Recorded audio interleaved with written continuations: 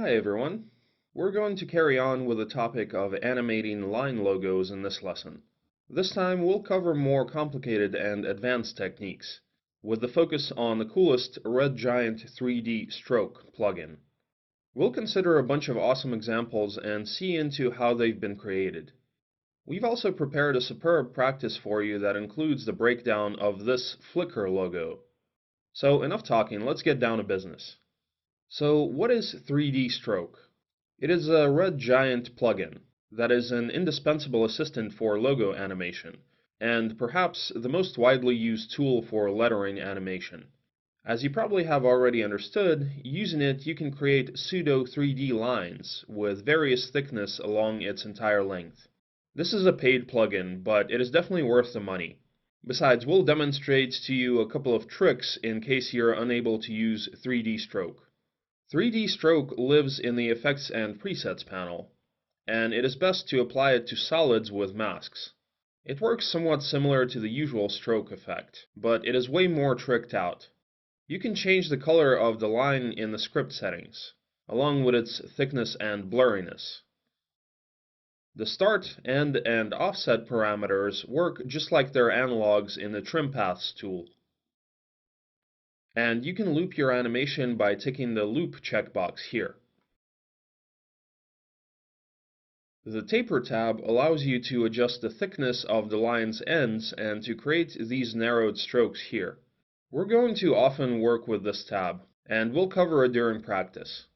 In the Transform tab, we can bend our strokes and adjust them in the 3D space.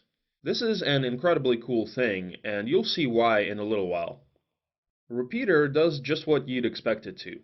It duplicates the stroke, and using it you can create these cool animations in just a couple of clicks. Under Advanced, you can create a path from points. It's somewhat similar to spacing in the stroke effect, and that's virtually all that you need to know about it. The Camera tab allows you to adjust the camera, and motion blur speaks for itself. And I guess it's pretty clear what opacity and transfer mode are for as well.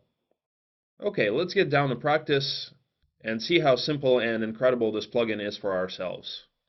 Let's start with this animation. The frame of the film caption, along with the additional lines next to it, was created using 3D Stroke. Let's recreate one of these to wrap your head around the main plugin features. Let's draw a path to further reveal it on a solid and apply the 3D Stroke effect to it.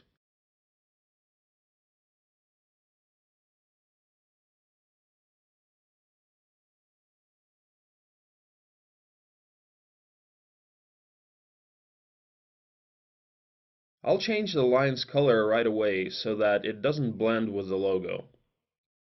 There. Let's now create a line of the necessary form using the thickness and taper settings. Under the Taper tab, you'll see two checkboxes and 7 parameters. The first checkbox actually enables the narrowing of the line's ends. The second checkbox, when ticked, preserves the line's thickness when its length changes with the start and end parameters. If you uncheck it, the line's ends will be trimmed as if by a mask. Pay attention to this thick trimmed end. Let's set it back as it was. And let's now create the line design that we need using the taper settings. Here you can adjust the point where the line starts to narrow down, and the degree of that narrowing. Great, the design's ready. Let's get down to animation. We have two options here. Either we can create the appearance of the line by animating offset, or we can animate the start, end, and thickness parameters of the line. It may seem that the decision is obvious, as it's way easier to animate offset. But in practice, it's not all that evident. The thing is, offset cyclically runs the lines through the newly created path, which means that the thickness of the line constantly changes in the start and end points. And it doesn't always look that good. Undoubtedly, if your lines appear from behind the screen or from behind an object, the offset method looks perfect. But if your line appears from a point within the screen, then we advise you to animate the line's appearance using the start and end parameters, simultaneously changing the thickness parameter. This way your animation will be smooth and harmonious.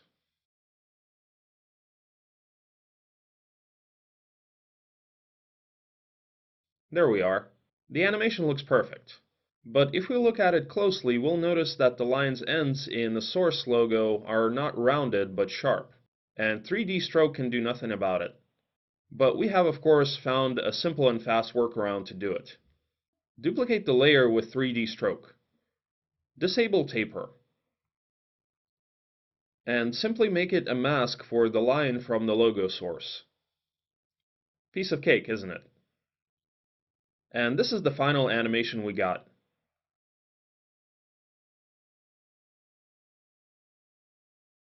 The remaining lines have been created in exactly the same way, while the letters and the parts of the projector appear from behind the masks with offsets.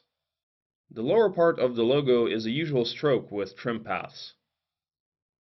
And again, pay attention to the common easing of the entire animation, and the additional lines that add volume and focus your attention on the caption in the center of the logo. We've covered how to work with 3D Stroke. Let's now discuss its cool features. One of its main peculiarities is the Transform panel that allows us to rotate a layer with 3D Stroke as a real 3D object. Here's some examples we've created using exactly this feature. How does it work? Select a straight line with a 3D Stroke applied to it and change its Bend parameter in the Transform tab. And as you can see, it starts bending. Now we can get absolutely different types of bending lines simply by changing the Transform parameters. It's all up to you. Try things, play around with it, and find the best solutions. Oh, and you'll probably encounter this issue when the edges of the intersecting circles are visible. To fix this, go to the Advanced tab and set Adjust Step down to 1. Now, using Start, End, or Offset, you'll be able to reveal the stroke. By the way, you can change the type of a line not only by using Transform, but also by simply changing the width and the position of the mask. And when the line is ready, we simply replace it with a shape that is revealed by usual trim paths. This trick is well known to you already. And that's the whole secret of this animation. As you can see, nothing fancy here. What's important is to find the right angle and good easings and timing. This animation here has also been created by similarly using 3D strokes and the Transform tab. There are also a couple of interesting things here. How to easily and in a cool way create a spinning line. How to create a multicolored stroke. How to style your lines so that they look more impressive.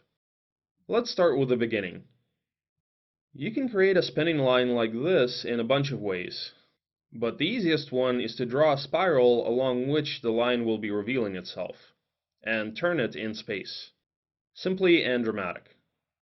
Speaking of spirals, there's a cool life hack not everyone knows of. As you know, there is no tool in After Effects for drawing spirals, but there is one in Illustrator. So let's open it and create a shape using the Spiral tool. Great. Let's now simply select it and press Ctrl-C. Back in After Effects, paste this spiral into a path or a mask by simply pressing Ctrl-V. As you can see, the shape fully corresponds to the one we've drawn in Illustrator. Let's now simply adjust its size as we need and apply 3D Stroke to the layer. Let's enable Taper now, so we better see the perspective. OK. Now go to the Transform tab and rotate the spiral along the x-axis. Well, and you already know how to reveal it. Question number 2. To create a multicolored 3D stroke, we've used the Color Ramp function. This feature has recently been added to the plugin. So simply update your 3D stroke to the latest version if you don't have it. It allows you to apply gradients to your lines. You'll have it gray and disabled by default because the Set Color parameter is set to solid color. When you set it to any other option, you'll be able to adjust the gradient. We'll set it to Follows Offset, and I'll explain to you why in a little while. Under the Color Ramp tab, you'll see the line on which all gradient settings are displayed. There are some pre-made presets, but we'll customize it our own way. We need to achieve sharp color transitions instead of the soft ones set by default. To do that, we've slid the controls of the different colors as close to each other as we could. And we've got the desired result. And let's now go back to the color ramp modes.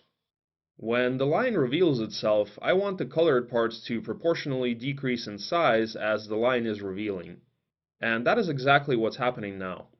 But if I change the mode to over path, all segments will stay in place. At first, the purple part will reveal itself, then the blue one, and so on. Also, there are two buttons there. The arrows turn the gradient in the opposite direction, and Randomize chooses a random color palette for the gradient. And the last question, the one about stylization. Do you see the shadows on the lines?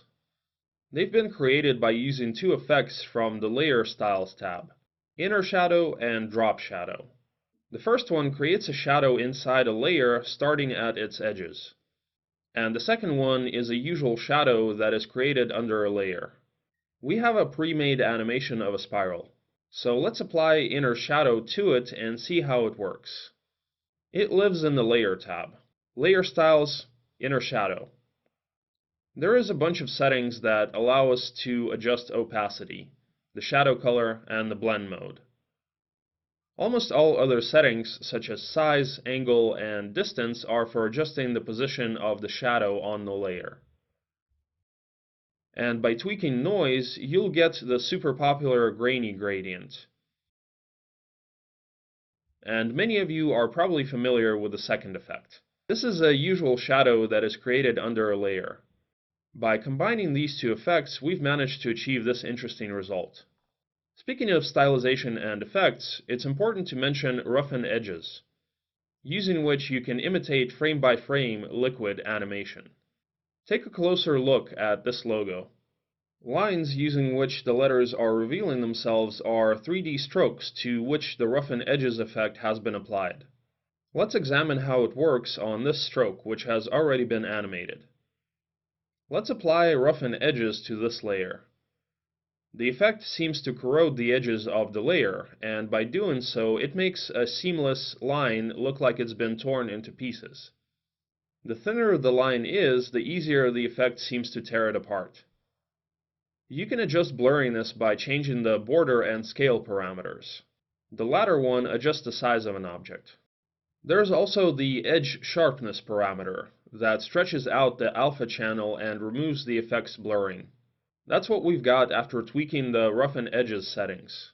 It's a cool effect, but I want the drops that the line leaves to stay in place and get smaller. And to achieve this, we'll have to choose a different approach. Let's disable the taper effect and remove the keyframes from the start parameter. Make the thickness parameter continuous throughout the entire animation, except for the beginning. Let's base the entire animation on changing of the line's thickness using the Thickness Curve tab, in which you can either draw a curve or use one from the presets, according to which the stroke thickness will be changing. Let's choose this preset. Turn it around and smooth the graph by clicking the Smooth button. This way we make sure that there are no sharp changes. Okay. By clicking this button, make these vertices editable. And now, by animating the graph, we adjust the size of the drops and the way they disappear. By putting the vertex lower, we're narrowing a part of the stroke, and accordingly, it gets more and more blurry until it disappears completely. As we've deleted the keyframes of the start, it is exactly by changing the graph that we shorten the line and adjust the disappearance. I won't be demonstrating to you the entire process of animating the vertices, as it is quite boring and monotonous, and you'll see the final result. But I'll attach the project so that those of you who are interested in every aspect will have an opportunity to dig further into it and take a closer look at every detail. There. Now the drops are staying in place. Let's enhance it even more and add the animation of the mask so that it scales up as it is revealing itself.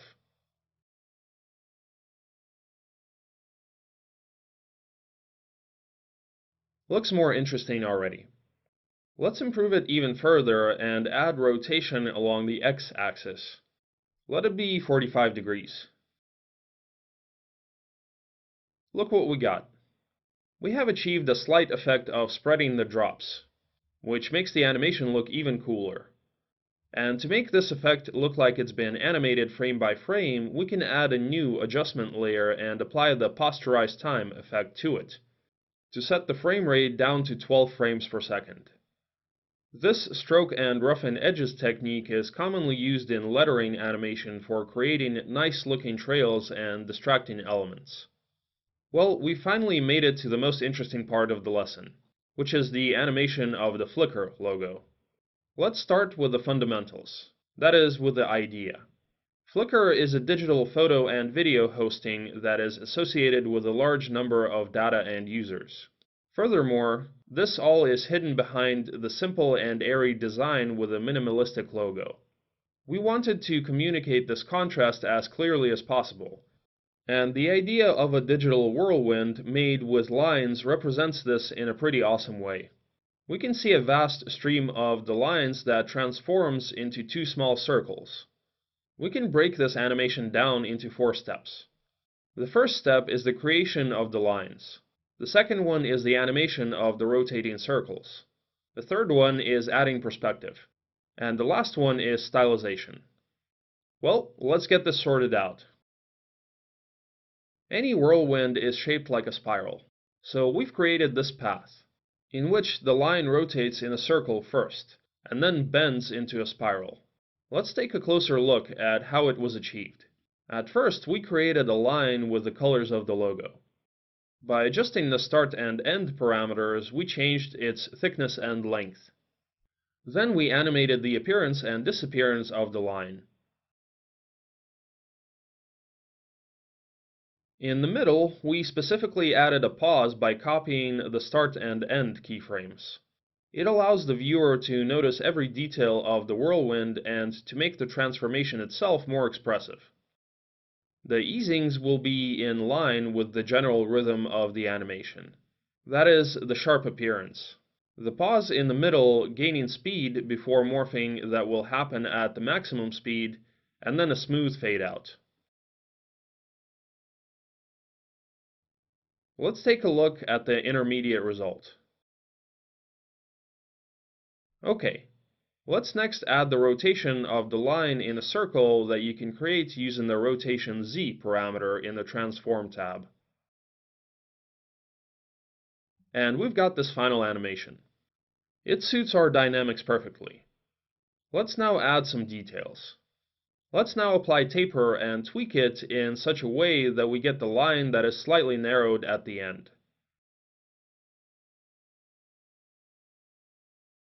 Let's create keyframes at the start shape parameter, which will sharpen the end of the line when it starts bending towards the center.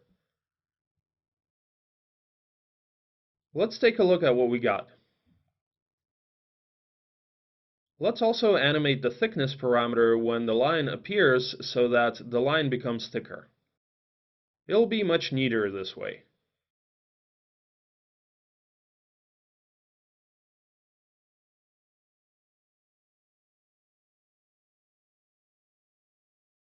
Of course, one line doesn't quite look impressive. So let's create more lines in the same way by changing the color settings, the line thickness, and the size of the mask. The main task at this stage is to create a good and balanced composition that will focus the viewer's attention on itself. And you have to realize that these tasks are very time-consuming and demand a big amount of iterations. Experimenting is the easiest way to achieve a really good result. There are, of course, some rules.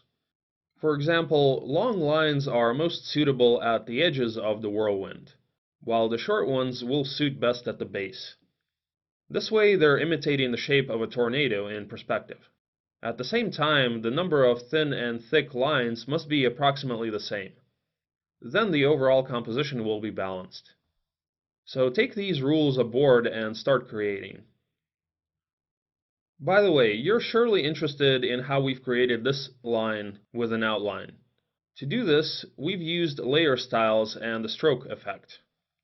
It creates an outline along the contour of any object both on the inside and the outside of the layer. When the animation was ready, we've added variety to the animation of the lines themselves by making offsets when they're appearing and changing the rotation speed along the z-axis to make some layers rotate faster than the other ones. And that's the result we've achieved. There's also one small gimmick. Let's choose all the layers except the ones with the outline, and set their blend mode to linear burn to get this cool color overlay effect. The whirlwind's ready. Let's get down to the second step. Our next step is to create these spheres. The rotation of the spheres is essential to compensate for the sharp transition from the lines to the circles. This way, everything is going to look logical and reasonable. The gradually fading rotation of the circle will add continuity and realism to the animation. It seems to compensate for the energy that disappeared after the big object has transformed into the small one. The easiest way of creating the circles is to again use 3D stroke. Let's create a short path and adjust its thickness to fit the size of the final logo. And set the end parameter to 1 to create a circle. To make it rotate exactly around the center, move the mask slightly to the side, approximately like this. Let's get down to rotation now. Go to Transform and use Rotation Y to rotate it. It must be initially positioned in the center. So let's set Start to 270 degrees and End to negative 360 degrees. And the timing must be around 1 second.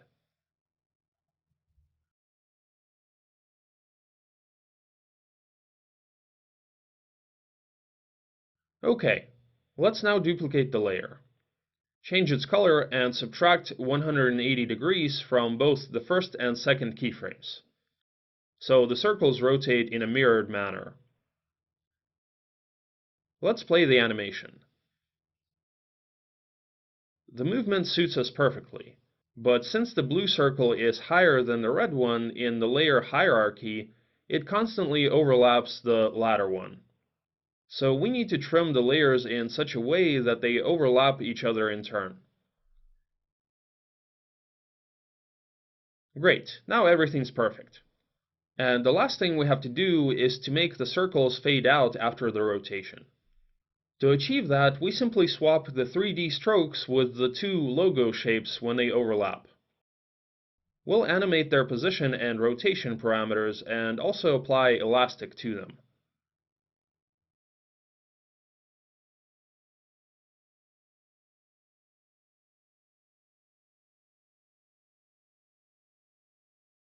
Let's take a look at what we got. Let's also add a slight rotation along the z-axis. To do that, we'll use a usual null object, to which we'll parent the circles. Let's animate its position and rotation. Let's offset it using the position parameter and add a turn along the z-axis using rotation. It's alright now. The last thing to do is to combine the two animations that are the whirlwind and the spheres. It's important to find the right moment so that the transition looks seamless. And this is what we've got in the end. The next step is adding the perspective. Let's create a camera at an angle of around 60 degrees to keep the same size.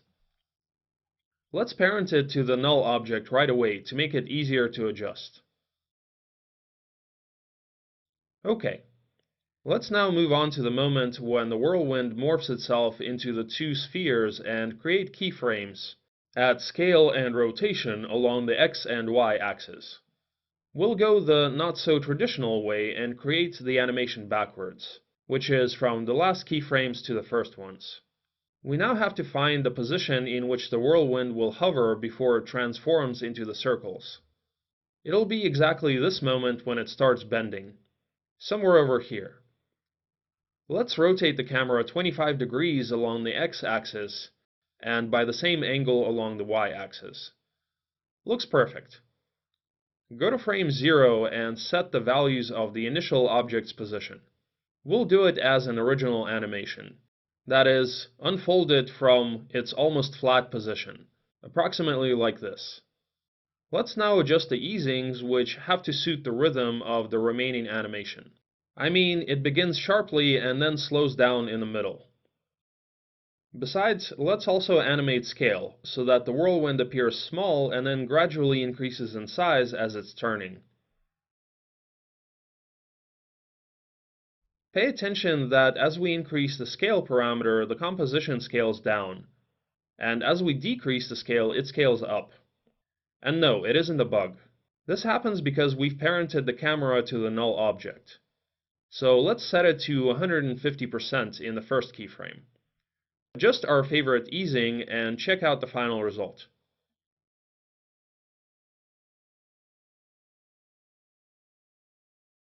Great, but there's still one small issue here. When the whirlwind turns, it seems to be a little flat. So let's change some layer's position along the z-axis to add even more volume. On top of the camera turn, it will look simply fantastic.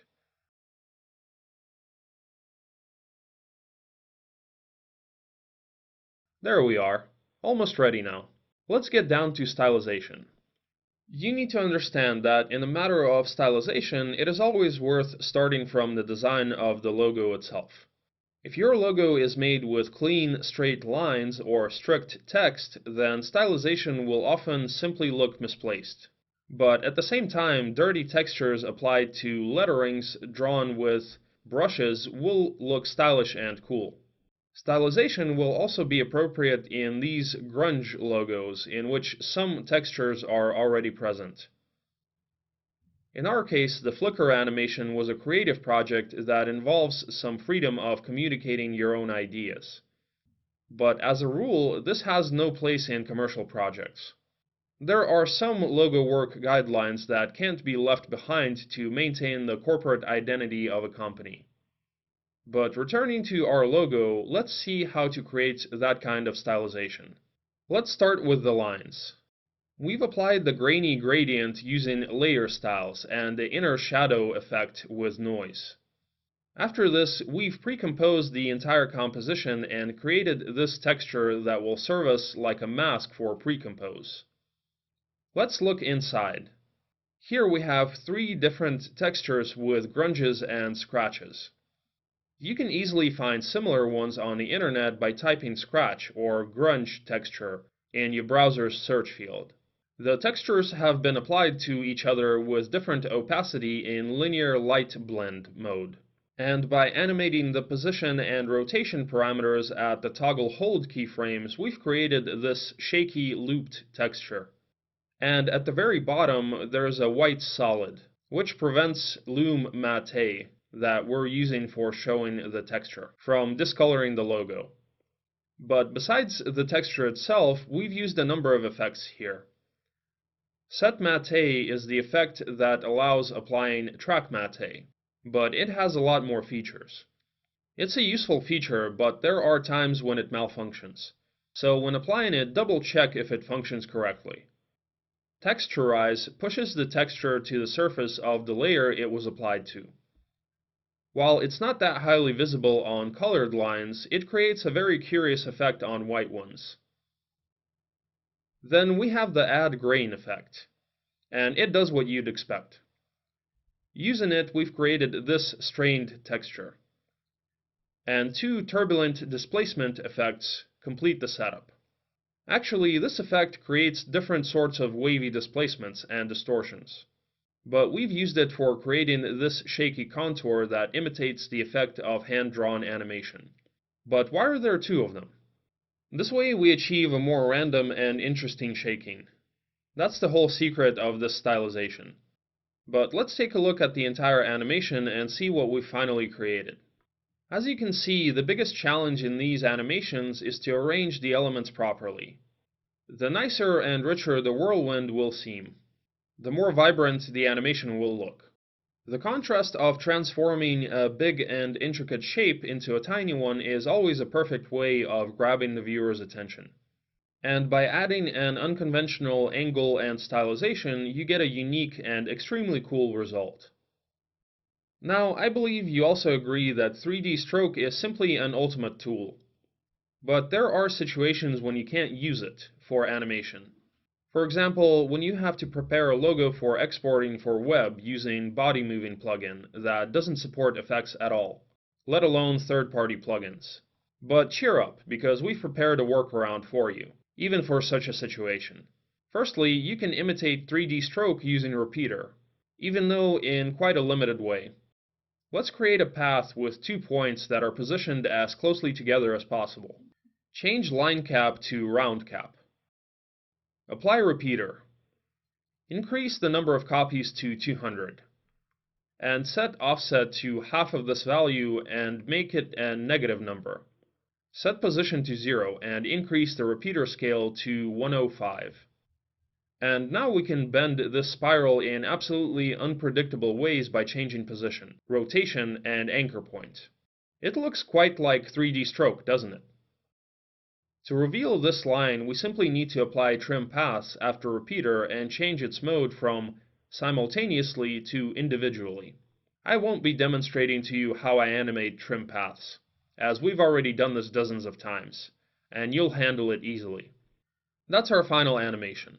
In addition to trim path, I've animated scale and rotation to slightly enhance the stroke's rotation. And now direct your attention over here. It's clearly visible that the line is made with circles. Unfortunately, we can't fully get rid of this, but we can smoothen it using Gaussian blur, combining it with levels, just like we've done with liquidity animations. Let's set the blurriness and levels alpha channel.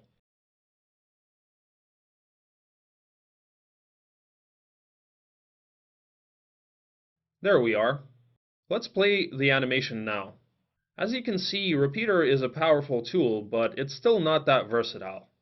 So let me present to you a versatile workaround, which is animation of the path parameter. Seriously though, simply outline the necessary 3D stroke with paths and animate it frame by frame. Is it a bit of a stretch? Yes, it is. But on the other hand, it works. Here the lesson on line animation ends. And as you can see, there are a lot of gimmicks and tricks in this seemingly simple topic. And you have mastered them fully. But you have to realize that this is just a technical part which allows you to implement your ideas. Good animation requires not so much mastery of techniques as a good feeling of dynamics and rhythm. And in their turn, they are achieved by long hours of practice and a number of analyzed examples. In this course, we've been looking at a large number of works that we didn't create ourselves and have been demonstrating to you a fast and easy way of recreating them. This breakdown allows you to realize and rethink the work that you are doing yourself. So practice and analyze. See you in the next lesson.